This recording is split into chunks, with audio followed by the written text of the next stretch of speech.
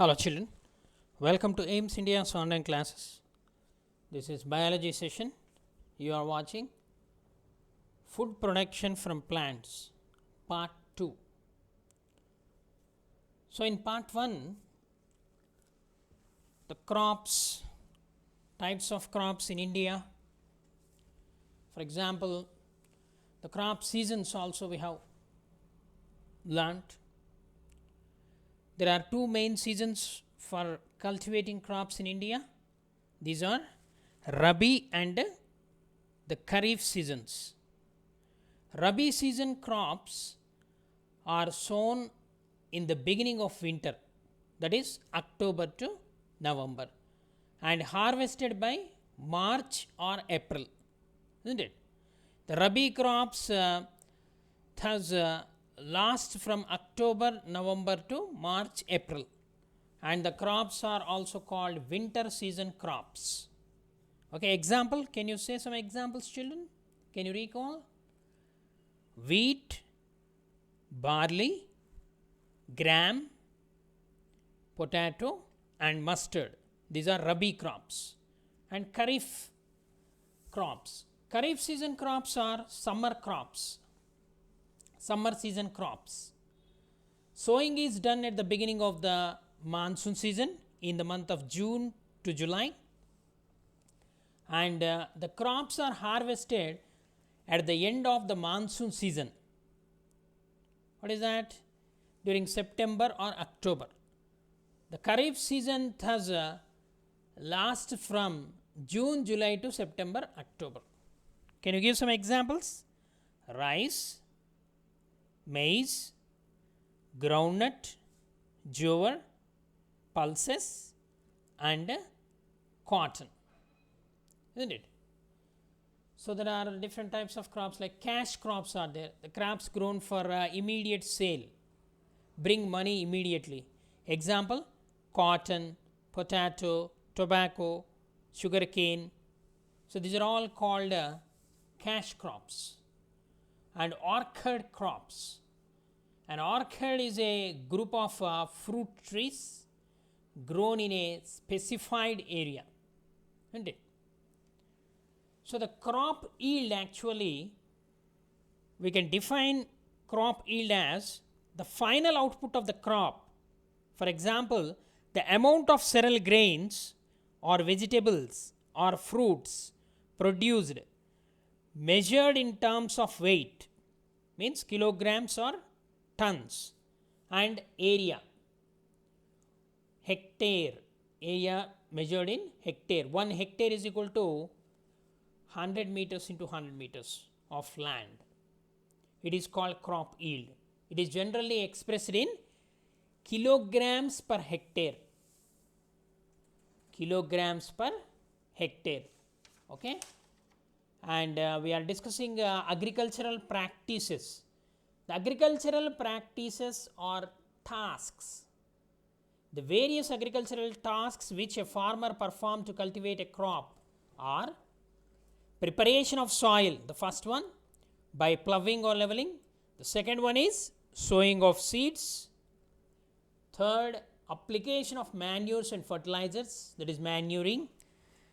The fourth one, irrigation. Fifth one, weeding or the removal of weeds. Then sixth one, crop protection, means control of pests and plant diseases. And the seventh one, harvesting, threshing, followed by threshing and followed by winnowing. And the last but one, that is preservation and storage. It is very, very important. And in this lesson we are also going to learn about the improvement of crops. Okay, improvement of crops means introducing of high yielding varieties and disease resistant varieties.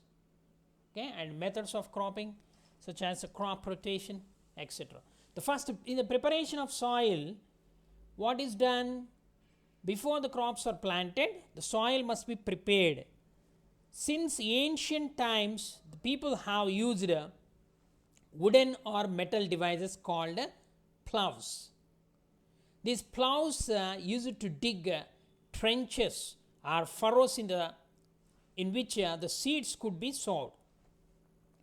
So often animals are used to pull the plows. Today farmers are using tractors to drag a plow across the field. The plow is like a knife that cuts into the soil, but the knife is curved so the soil turns over after it is cut. Okay?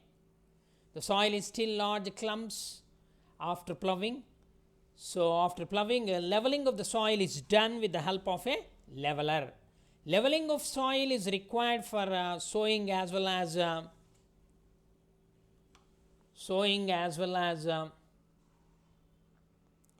for irrigation purpose also. Leveling is required. It also helps to break large soil clumps. The plowing also called as tilling. It helps to aerate the soil. It helps in easy penetration of roots of seedlings. It also helps in improves the soil drainage. It exposes the soil pests to predators. Leached minerals are brought up from the lower levels of the soil. It uproots the weeds and kills them. Dead organic matter is plowed deeper into the soil, allowing faster decomposition. Okay, so we completed up to the preparation of soil in the last class. So today's class we are going to discuss about the sowing of seeds or planting of crops. Okay, are you ready, children? Let us proceed. Sowing.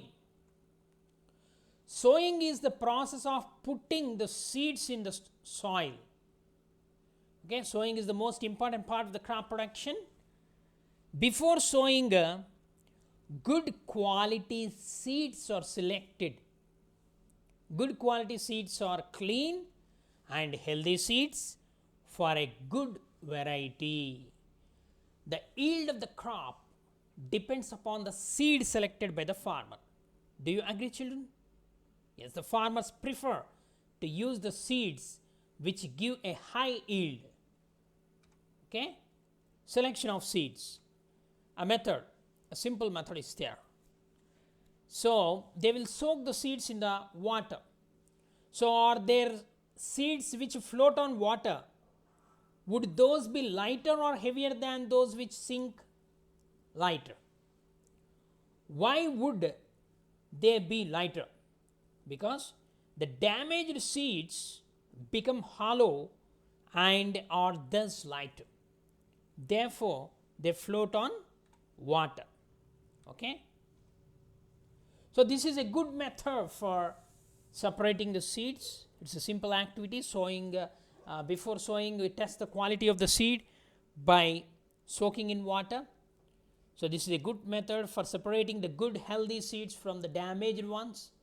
So before sowing, one of the important tasks is to know about the tools used for sowing seeds. See, this is the image.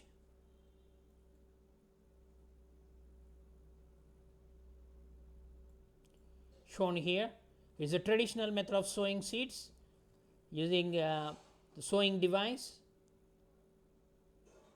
Okay, in olden days they used to sow the seeds by this method, whereas nowadays a seed drill is used. Okay, sowing of the seeds is done in the crops like wheat, maize, bajra and mustard. However, in some crops like sugarcane and potato, the vegetative parts like stem pieces are used. Okay, the seeds to be sown at a particular depth which varies from crop to crop. The seeds sown too deep into the soil may not germinate due to non-availability of air as well as moisture, isn't it? Okay, how to find the good and healthy seeds means the put seeds, that experiment is there, no simple activity. Put some seeds of a crop in a beaker containing water, shake and leave the beaker. You will find that some seeds float while others settle at the bottom. The floating seeds are not good for sowing. So the seeds which settle at the bottom are fit for sowing. Okay, children? So another activity is also there, that is take 3 soil filled containers, place 10 wheat seeds in each container, and each container at 3 different depths. You can keep the seeds at 3 different depths, say 4 centimeter, 8 centimeter, 12 centimeter. Water the soil for a few days and observe the number of seeds which germinate in each container. So relate your observations with the depth of the sowing. Okay, this you can learn by doing these kind of simple experiments. Okay, to test how much depth is required for the germination of a wheat seed. Okay, you can do this experiment and know. Okay, children. So appropriate depth is required. If you sow the seed very deep, then it may not germinate. Okay, because the conditions are not favorable. Okay, let us proceed. Sowing the seeds, traditional tool. The tool used traditionally for sowing the seeds is shaped like a funnel. The seeds are filled into the funnel, passed down through 2 or 3 pipes having sharp ends. These ends pierce into the soil and place the seeds there. Nowadays we are using seed drill. Nowadays the seed drill is used for sowing with the help of a tractor. This tool sows the seeds uniformly at proper distances and depths. It ensures that seeds get covered with the soil after sowing. Okay, multi-purpose tool. So this prevents the damage caused by birds. The sowing by using a seed drill saves time and labor cost. Okay, that is the traditional method. This is the seed drill which is fixed to the tractor. An appropriate distance between the seeds is very important to avoid overcrowding of plants. This allows the plants to get sufficient sunlight, nutrients and water from the soil. So sometimes a few plants have to be removed to prevent overcrowding after germination. So what happens if more seeds fell at same place, then they germinate. So out of which the best one we have to leave it, and remaining you can pick out. Okay, that will help in the healthy growth of that remained healthy plant. Okay, so adding manures, next step. So these special machines help the farmers, like seed drills help the farmers plant their crops. Planter or farm machines used for planting crops that grow in rows. Cotton, potato, maize, soya bean are all row crops they are. So these machines carry seeds and also some fertilizers to help the young seedlings grow. The planter can sow the seeds and seed and add to help the young seedlings grow. Okay, the planter can sow the seeds and add fertilizers to several pluffed rows at once. The crops like wheat and rice are not grown in rows. The seeds of these plants are just scattered. That is called broadcast method over the field. A broadcaster is used for planting some of these crops, and it has a wide mouthed tube that spreads the seeds over the ground. The broadcasting is the method of sowing seeds by hand at random distances. The seeds of the plants like wheat are sometimes sowed with a drill. A simple seed drill has a long pipe. Okay, it is having 5 to 6 pipes. The seeds are put in the funnel and distributed through the pipes in rows attached to the plough.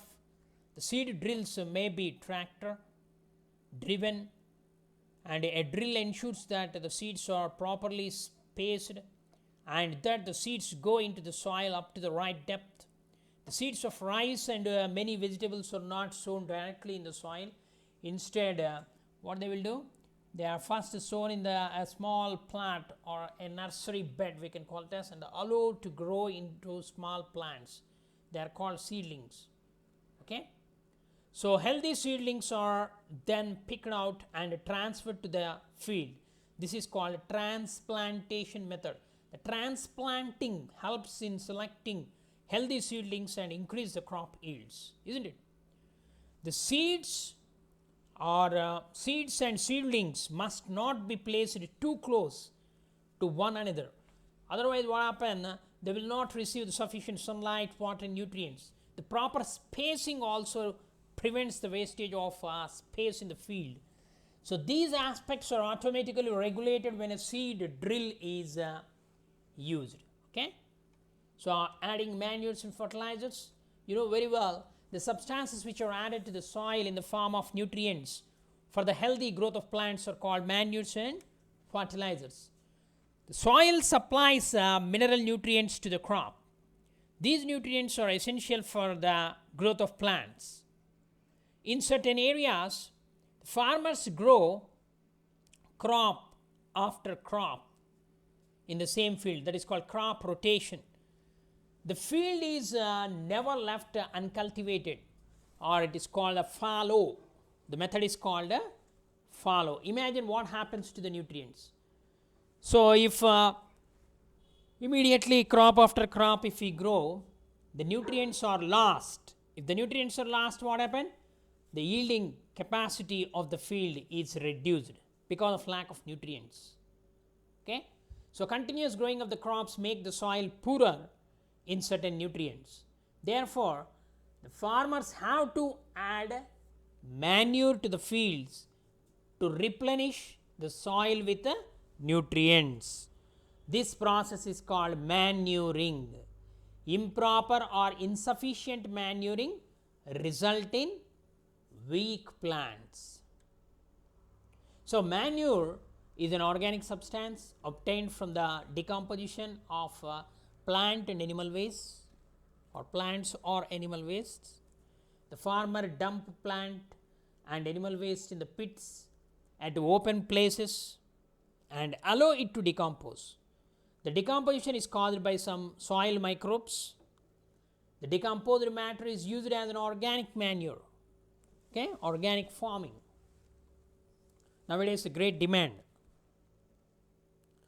So a simple activity. Take moong, means to know the importance of these manures and fertilizers, a simple experiment is given. So that is take moong or gram seeds and germinate them by soaking in the water and keeping in a cloth. Then select 3 equal sized seedlings out of these. So now take 3 empty glasses made of paper or fiber, whatever it may be. Take 3 glasses and mark it as A, B and C. To glass A, add a little amount of soil mixed with a little cow dung manure. Okay. And in glass B, put the same amount of soil mixed with a little urea, and take the same amount of soil in glass C without adding any fertilizer or manure.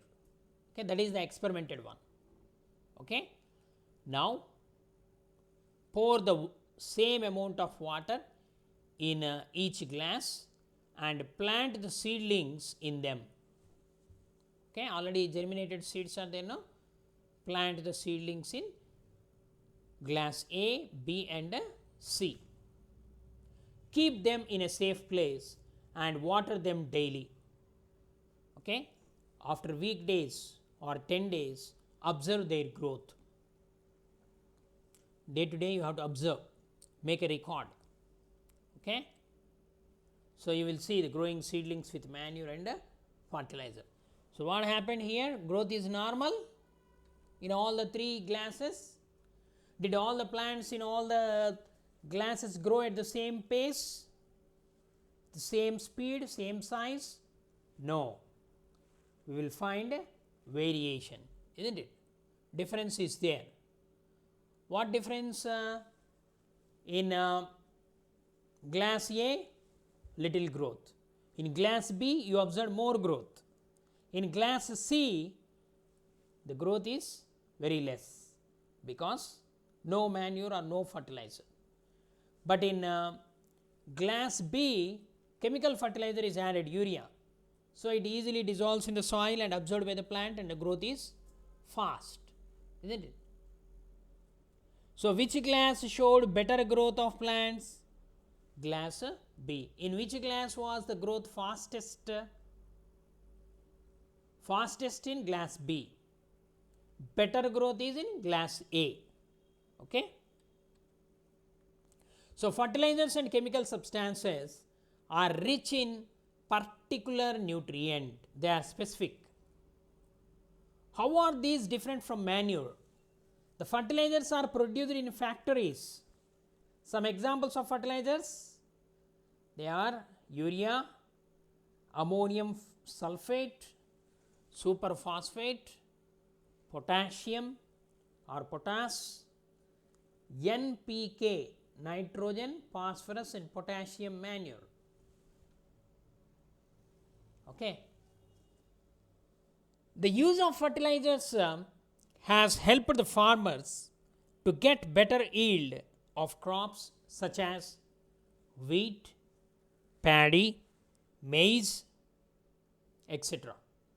But excessive use of fertilizers has made the soil less fertile, or even it makes the soil unfit for agriculture. The fertilizers have also become a source of water pollution. Therefore, in order to maintain the fertility of the soil, we have to substitute the fertilizers, chemical fertilizers, by organic manure or green manure, okay, or leave the field uncultivated. We have to follow the method fallow, FALLOW, fallow in between two crops, have some gap. Okay. So the use of manure improves the soil texture as well as its water retaining capacity. It replenishes the soil with all the required nutrients. Okay. So usage of organic manures must be implemented or encouraged. So another method of replenishing the soil with nutrients is through crop rotation. So this can be done by growing different crops alternately. Okay, growing different crops alternately. Earlier, okay, earlier farmers in northern India used to grow legumes as fodder in one season and wheat in the next season. This helped in the replenishment of soil with nitrogen. The farmers are being encouraged to adopt this practice. Okay, certain nitrogen fixing bacteria are there in the leguminous plants. So this crop rotation method is growing different crops on a rotational basis on the same land. In the first year, shallow rooting cereal crops such as wheat are grown, for example. So this is followed in the second year by deeper rooting crops such as potatoes. In the third year, barley or oats may be grown, followed by legume plants like pea, soya bean. In the fourth year, which fixes nitrogen in the soil and helps to increase the soil fertility. Okay. So this is the method. In the previous classes, you have studied about the rhizobium bacteria. So these are present in the nodules of roots of leguminous plants. They fix atmospheric nitrogen. Certain nitrogen fixing bacteria are known to be present in the roots of legume plants. On the roots, the bacteria develop nodules called root nodules. The bacteria live in a symbiotic association with the roots of legume plants and help to fix atmospheric nitrogen. Okay, in the 6th class you have studied. The nitrogen so fixed can be used by the plant roots from the soil. This is how the fertility of the soil is increased by legume plants. The process of converting atmospheric nitrogen into compounds which can be used by the plants is called as nitrogen fixation. Okay, here some chemical fertilizer differences are given here. Just go through fertilizer and manure. What are the difference between the fertilizers and manures? A fertilizer is an inorganic salt, whereas a manure is a natural substance obtained by the decomposition of cattle dung or human waste and plant residues. Okay? A fertilizer is prepared in factories, whereas manure can be prepared in the fields, agricultural fields. A fertilizer does not provide any humus to the soil. Humus is a natural manure. Okay, the manure provides a lot of humus to the soil, whereas fertilizers are very rich in plant nutrients like nitrogen, phosphorus and potassium, whereas manure is relatively less rich in the plant nutrients. Okay. What are the advantages of manures? You know, the organic manure is considered better than fertilizers. This is because it enhances the water holding capacity of the soil. It makes the soil porous, due to which the exchange of gases become easy. It increases the number of friendly microbes such as earthworms, bacteria, fungi. It improves the texture of the soil. Okay.